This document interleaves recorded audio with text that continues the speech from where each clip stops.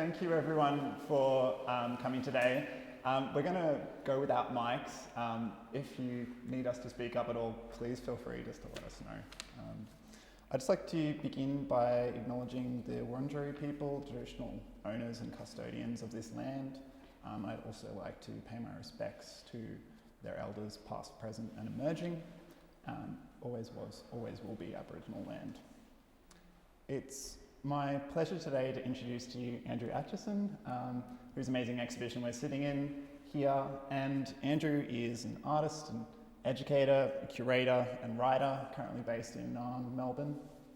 And Andrew recently, or a few years ago, completed your MFA at Monash University here in Melbourne.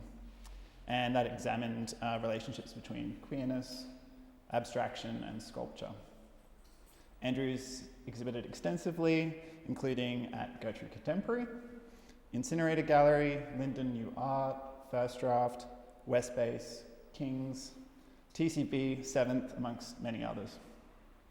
He's completed several artworks for public space, including a public art commission for the City of Melbourne, and in 2019 was curator of the exhibition Illegible at the Mater Faculty Gallery at Monash.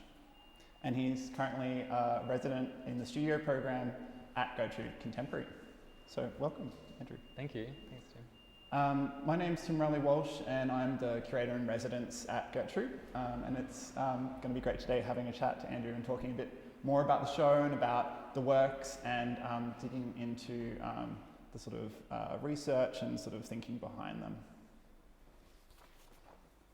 So to begin, I was wondering, Andrew, if you wouldn't mind discussing a little bit about your interest in the field of sculpture, what drew you to the field, and you might go from there.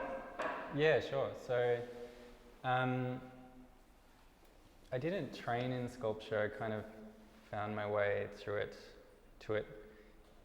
more or less experimentally. So I don't have a classical training in sculpture, but just became more and more interested in objects in space as opposed to two-dimensional images, and specifically figure in the round sculpture and the idea that you can't behold the entirety of it at one time. So you're always projecting what will be coming around to you and holding in your memory, you know, what you've just seen. And it just seemed to me an interesting dynamic to work with. And it's just unfolded from there. And my master's project was all around figure in the round sculpture, and so this has just kind of kept going for the last few years. And so there's been sort of a focused sort of development on sort of sculptural form from that point in your work? Yeah, like a series of propositions. Yeah. And using different materials and Sure. And I guess is there, your work doesn't seem to kind of want to sort of, I feel like, I hope I'm not putting words in your mouth, but that you feel there's a certain sort of problematic quality to kind of typical sculpture, where if we think about, you know, an archetype of sculpture in public space, that perhaps the desire to kind of create or an idealized form or a strict representation is something that sort of you find troubling and that you've sort of investigated a little bit. Yeah, I mean, more like an interesting problem to work with, I would say. So, yeah, I mean, classical sculpture and its ideals kind of carries through to public sculpture. I'm really interested in public art in outdoor spaces, I should say. And the kind of the articulation of those forms and more the grammar of those forms. So not so much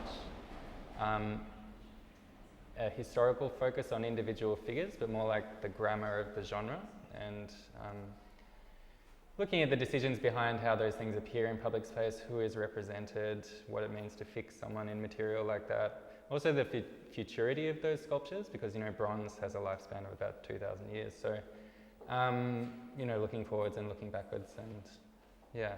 And in terms of figural statuary, it's the most present form of figure in the round sculpture at the moment, I would say. So it's an interesting place to start.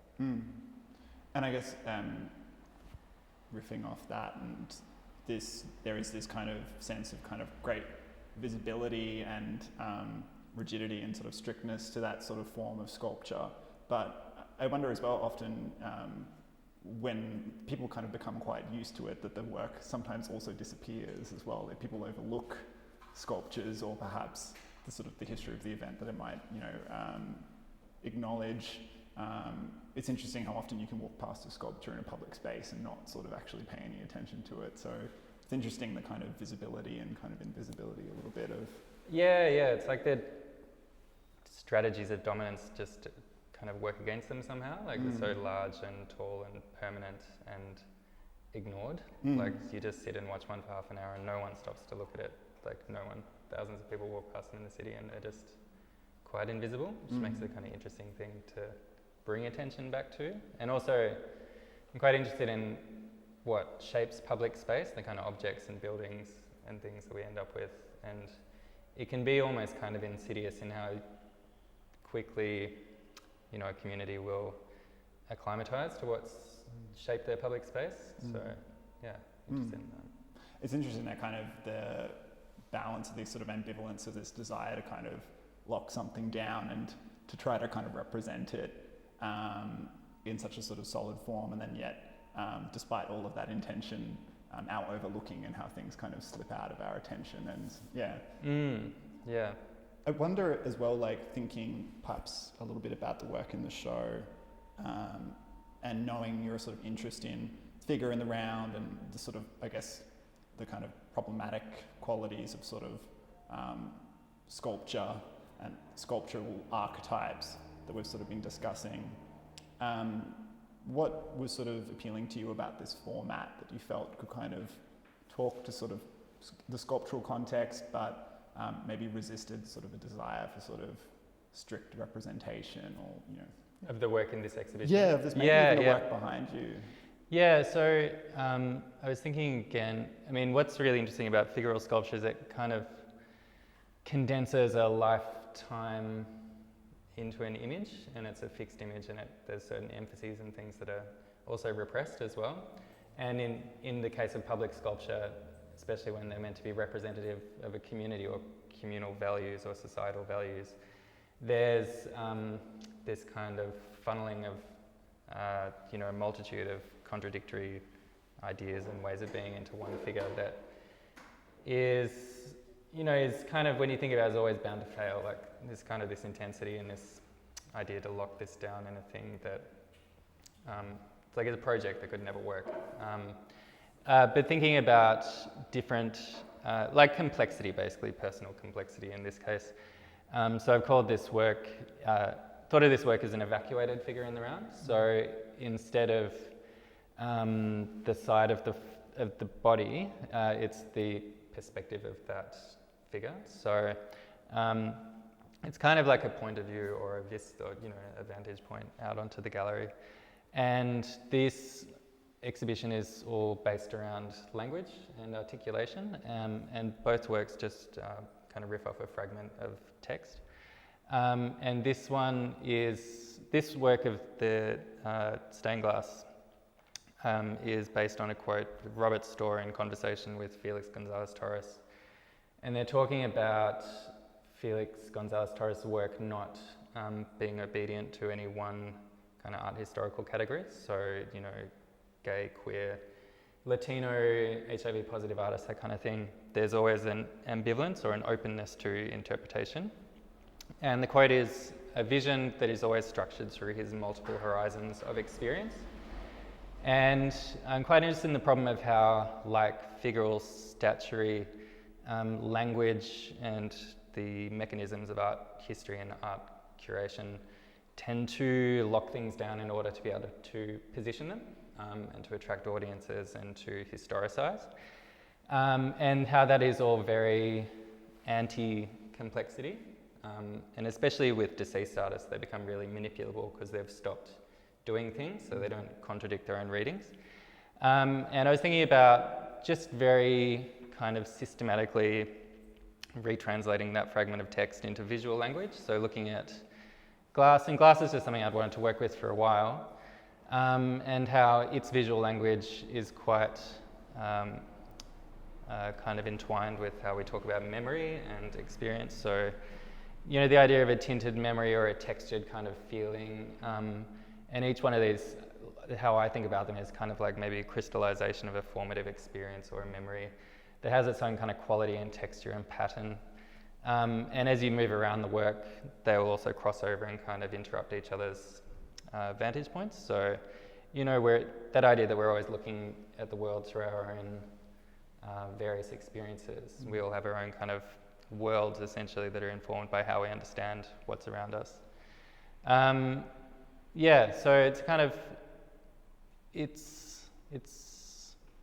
I've lost track a little bit of where I was going. I don't know if I answered your question. No, you did. And I guess, are you comfortable with like framing these as kind of calling them lenses? Like, is that kind of like quite a clear intention in the work, is to kind of what you were just saying then around all of the different kinds It's definitely lens-like, the Yeah. circular, yeah.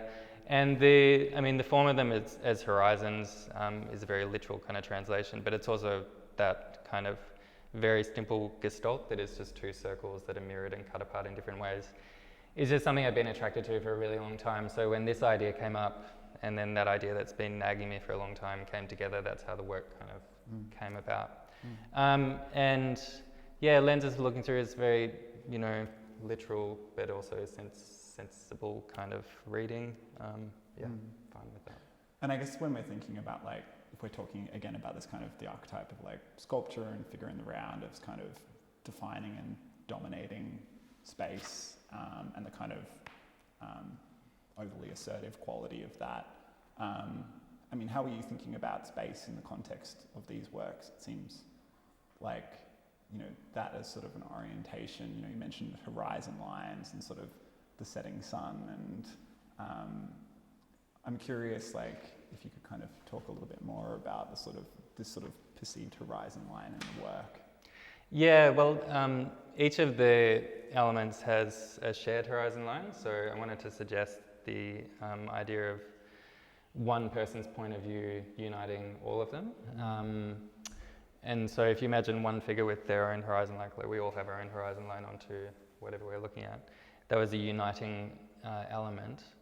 And spatially, I wanted it to be something that you could move around and behind.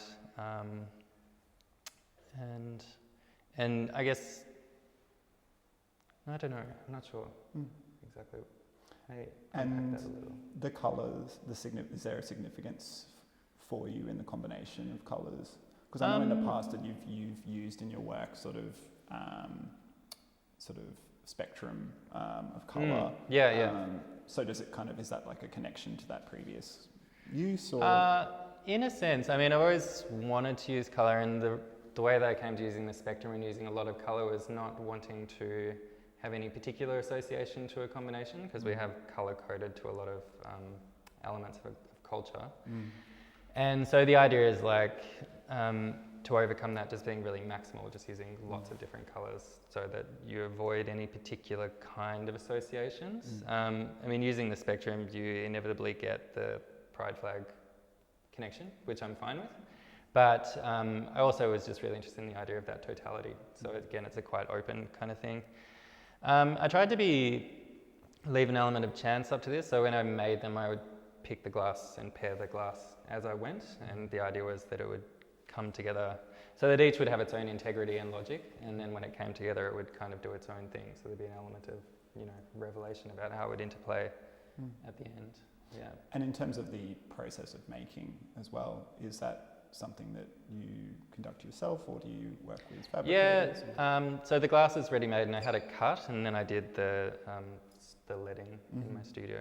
Yeah, just learning from YouTube, you know. Amazing. Yeah, but on colour as well, I'm really interested in artworks that have offer a lot of avenues for pleasurable experience before necessarily needing to come to an intended meaning. And colour is something I enjoy, and there's a kind of sensual or sensorial kind of stimulation that comes with it. And so I guess I kind of want that to be there. I want there to be something that people can just enjoy before they have to think about what else might be my intention. Yeah, sure. And I guess moving from this work and this sort of, there seems to be kind of a desire to kind of play with sort of translucency, transparency, and opacity, and looking at the neon work, which seems to be such a kind of an an overt kind of denial almost, but the thing I've spent a bit of time with it now, having been in the space, the thing that always strikes me is, despite there being this kind of desire for denial, that there is still this beauty that's kind of emanating from it, and the kind of mixing of the colours on the wall. I wondered if you could talk a little bit about your thinking around this work. Yeah, so I've been really interested in the notion of illegibility for a while. And the redacted word is a kind of particular kind of illegibility where there's a presence and there's, you know, knowledge that there's something there, but it's also withheld. So it's kind of a presence that is not ceding all of its information or announcing itself or being didactic. And there's some really interesting writing around, you know, what a queer aesthetic might look like, and how to hold that kind of mutability, so to resist a concretizing of what a queer identity might be, but not also then becoming entirely invisible. So yeah, I wanted to really just to work with the idea of connotation, so that there's you know, there's an eminence of something behind there, and you can see that there's words behind there, but they're not given.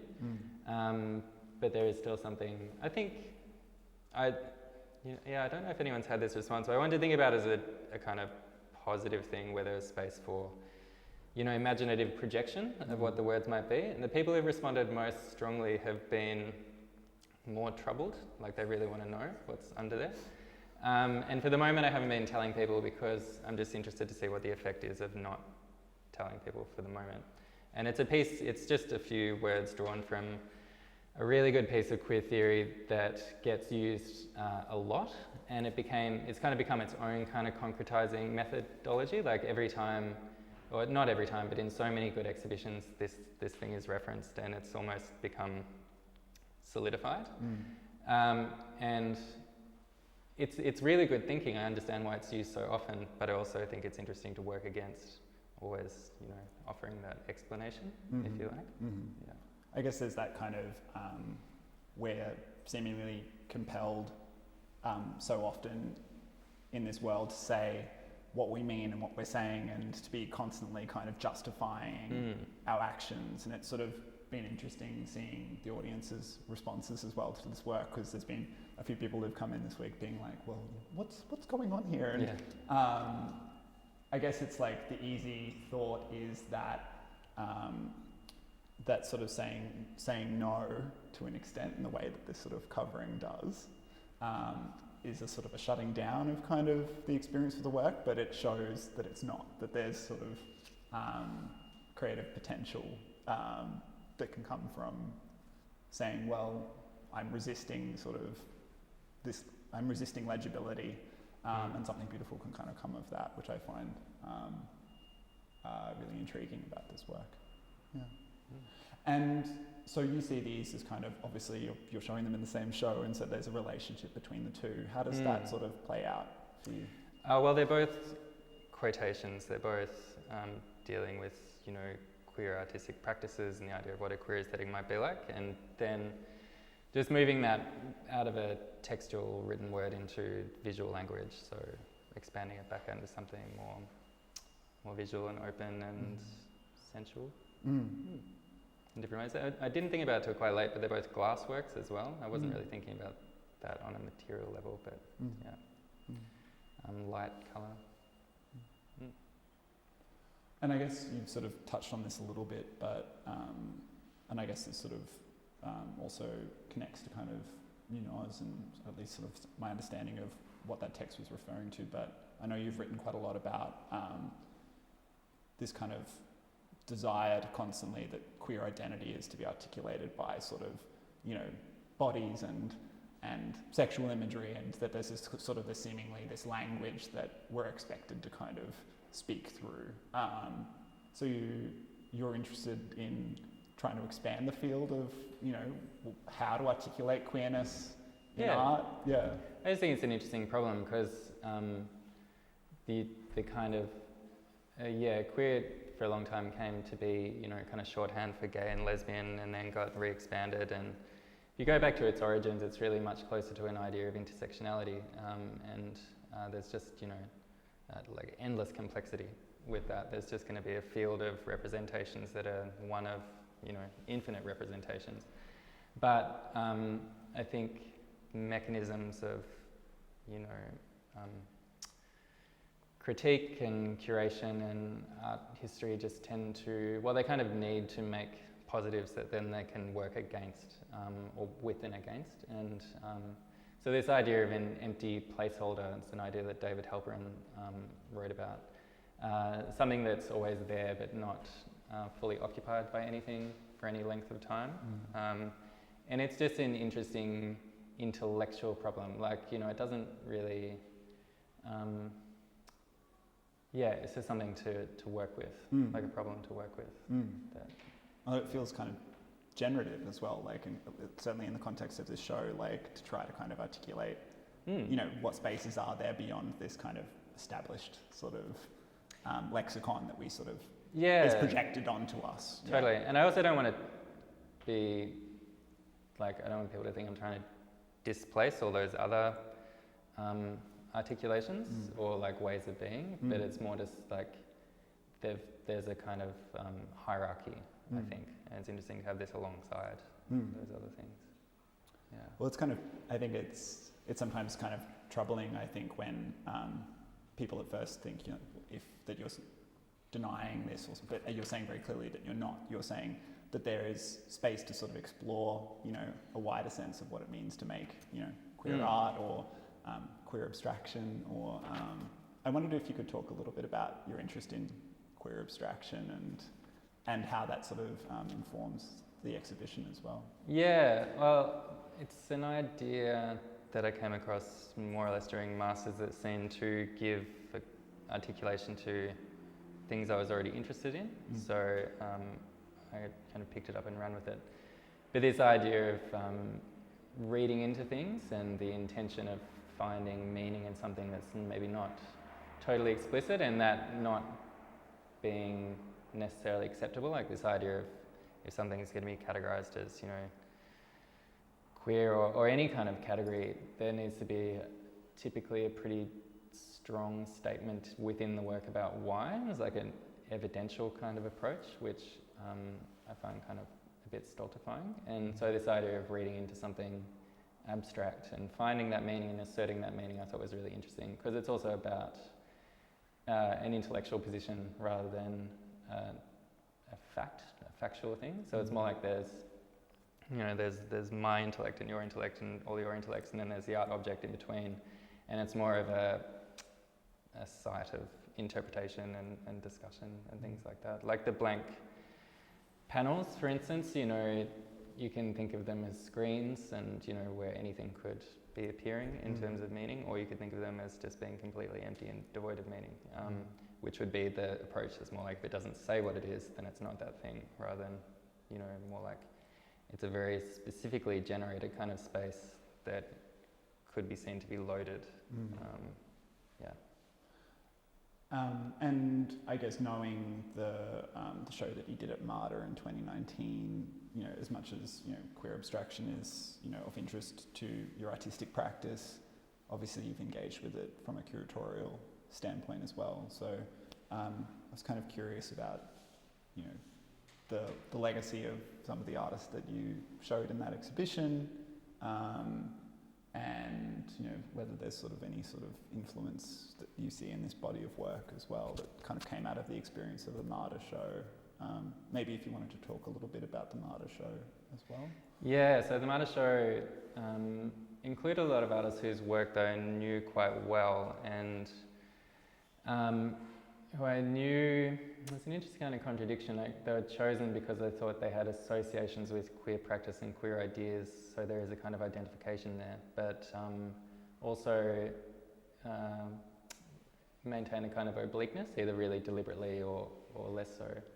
And I was very clear. I asked, you know, invited each of them and asked them, you know, propose which works I wanted to show, and then said, you know, I want to apply this kind of reading to it, which is kind of they kind of practice ignorance to whatever they might have been intending of the work, to greater or lesser degrees for each artist. And I was really interested in the idea of queer abstraction in the Australian context and in historical context. So it went back 30 years in terms of the span of the work, and there was, you know, a work that I grew up with in my kitchen at home, and then there was works from Scott Redford, John Mead, Fiona MacDonald, Bryony Galligan, and Paul Mackenzie. I think that's everyone. Yeah, it was interesting. It was again like a crystallization, work I'd been attracted to and people I'd known for a long time, and there seemed to be a kind of catalytic moment where this idea came into being, where I thought I could draw a relationship between those works that would be, you know, compelling and interesting to think about.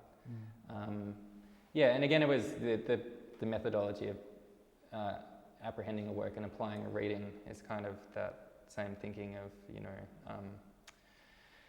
know, the art object is an object of interpretation and not necessarily going to always tell you exactly what its parameters are or how you can think about it. And I'm really interested in that kind of freedom of movement, intellectual movement. I wondered as well, like thinking about like abstraction in a more kind of canonical sense. Do you sort of see any kind of risks of sort of homogeneity in like engaging with sort of abstraction and, you know, and queer abstraction, and like what sort of difference is there for you in that between those terms? Yeah, I mean, there's a danger. I mean, it can all fall down if people, you know, don't think about it in the ways I guess I'm thinking about it, and how, you know, they could not think about it. But that's also appealing in that it's not solidified. So it's a kind of inherent risk in the positioning of the work, is that it relies on that framing and sympathetic engagement and support and that kind of thing. And yeah, abstraction can be seen, or non-objective abstraction can be seen to be, you know, apolitical. But again, that's a way of thinking about things. And, you know, adherence to certain types of didacticism or figuration, I think, are equally politically problematic if perceived from a particular standpoint or exercised in particular ways. So, I was struck by what you said in the essay with the Martyr Show around the Scott Redford abstractions as well, of which had AZT mixed into the pigment. And there's sort of shapes that would be interpreted as kind of just geometric, but actually were sort of echoes of, you know, skin, you know, lesions. So it's interesting, the kind of the dynamic there. I wondered as well, as maybe a way to kind of wrap up, and then maybe we can segue to any kind of audience questions, is, you know, knowing this desire of yours to kind of expand the sort of terrain of queer art, and sort of the language that it, you know, can use. What sort of dreams persist in you for queer art, and, you know, what do you hope this sort of body work adds to that? I haven't really projected that far ahead with it. You just kind of put it out there, and you know, wait for responses, I suppose. You know, I haven't really thought of it in that sense very clearly. Maybe that's an opportunity. Maybe that's the way I think about it. I haven't thought about it. Yeah. Thanks. Thank you. Are there any questions from the audience? We have some time for a couple. If anyone has anything they'd like to ask. I've just got a couple of comments. Your writing and discussion about perspective is interesting, because in our extended family we have young children. Also, my partner's 2 metres tall, so his life is looking at the parts on people's heads at the top, and so he would be seeing it from really quite diverse kind of angle, let alone an intellectual perspective, because that is a very, very physical thing about it, and of course a whole minimalistic kind of approach. And this to me reads, because I'm very comfortable with my representation in my own practice, that I'm not concerned about the words, so that I read it as italics. Yeah. They're very much screens, but it's like David Batchelor in The Light Show, turn things to the wall and have a screen. But it becomes circular, not text, because the colour is circular. So Mm. it's kind of like, I don't care about the words, but it's like Yeah. an attitude of italics. Yeah, I was thinking about it as italics, didactic panels are not italicized and they're generally not segregated for individual words either. But I wanted to add a sense of assertion, like, Yes. someone making a statement, because it is, a quotation, so it is, something someone has. It'd be quite different if it wasn't. Yeah. It'd be a bit more static as a I would say old-fashioned or stuff. It's kind of like, I really like this piece because there's so many layers of things popping up in my head while I'm watching it. So I think Yeah. that's part of it. Yeah. I thought about the italicized blocks for a long time. And also just going back to the edges other than the circularity, that was a way I was thinking about the horizon again. It's like the key word of this exhibition would be horizon, because it is this word that is used over and over and over again in queer theory and writing about queer artists, and this idea of the embodiment or meaning of figuration always being on the horizon, so suggested and connoted but not yet arrived. And I'm interested in the fact that we in writing can't seem to get beyond that visual image, and so it seemed like really right to bring back into visual form. Like you to speak about the queer theory, because even right back to the 70s, feminists had to defend their right to do non-representation. Yeah. Right? It's a huge thing. It's still there now. Feminist work should be knitting. It's like, doesn't come on. It's like Yeah, same problem. Yeah, same problem. Yeah, that's good. It's cool. Thank you. Enjoy it. And to understand you reveal the quote, can you reveal the name of the pianist? Omninos. Yeah. It's a line about what a queer aesthetic might look like. So, I'm experimenting with how much information to give away. Like originally I wanted much larger block quotes, but it was just too expensive with all the neon. And then providing a kind of reference so that if you were curious, you could go and find out what it was. And if you didn't really care, then it didn't matter either. So yeah, just experimenting with how much information to give people and how much traction it might have in terms of people's thought and interpretation. So how frequently is this text referenced, do you find? He's one of those people that just pops up a lot. And I've been keeping track of all the, shows around queer abstraction over the last 4 or 5 years, and he's basically mentioned in relation to every one. So it's a foundational thing, so interesting that it's become foundational. The thought within the writing is kind of more anti-foundational, but and he's deceased as well, so can no longer actually extend on those ideas, which is interesting too. One more question we have time for, if anyone has any other thoughts.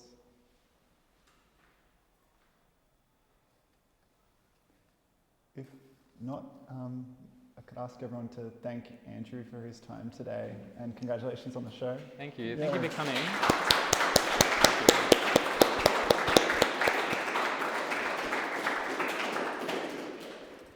Wonderful. Thanks, Tim.